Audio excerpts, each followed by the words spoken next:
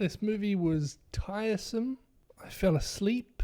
Seldom happens while watching a movie. There's an extra bit to this title, to the title of the movie. It's like Lambori something, blah blah blah blah. Bram Stokers. Yeah,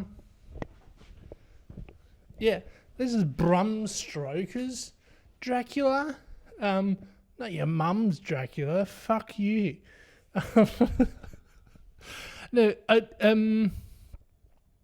that speaks to it being an adaptation of sorts, perhaps from a book or a series of poems or one poem or a historian's thesis. I don't know.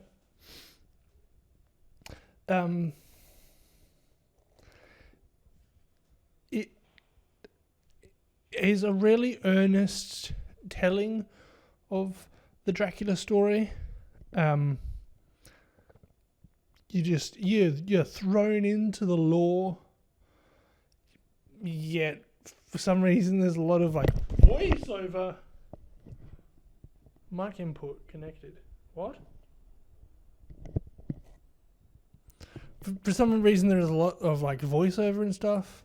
Dracula goes out on a crusade to vanquish the pagans. They in turn send word of his death.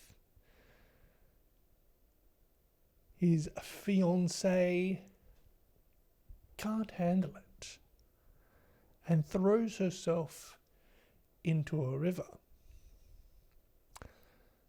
This turns Dracula mad and away from Christianity.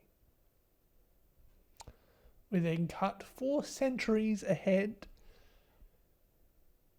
to fiancés Jonathan and Mina. Jonathan sets out to Transylvania to settle papers for one eccentric Count Dracula.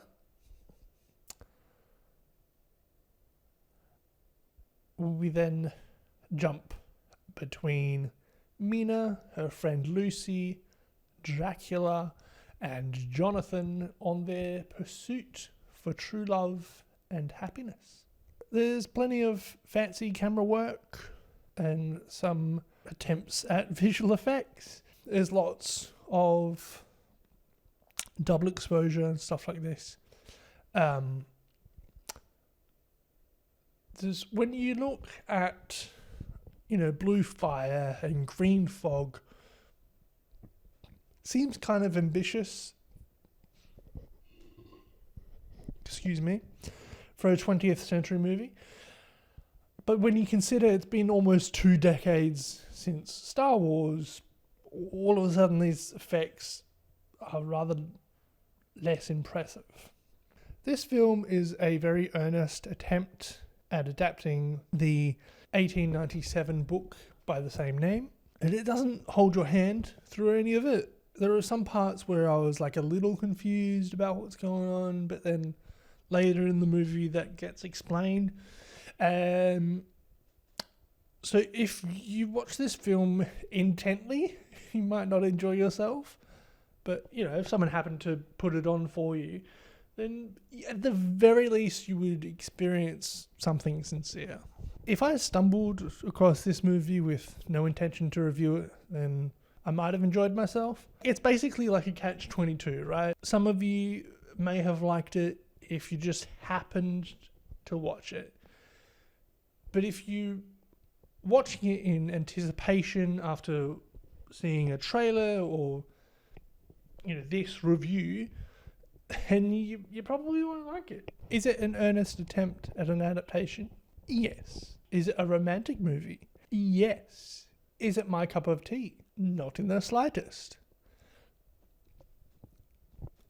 This movie is an earnest adaptation of a book that I have not read, with a narrative that doesn't tickle my fancy. And, visual effects that are like I feel like it was produced maybe 2 or 3 decades before the technology was ready for it. It's not a bad movie, but it could be better, but it still wouldn't be my cup of tea. That's why I'm putting it above Better Man and below Resurrections.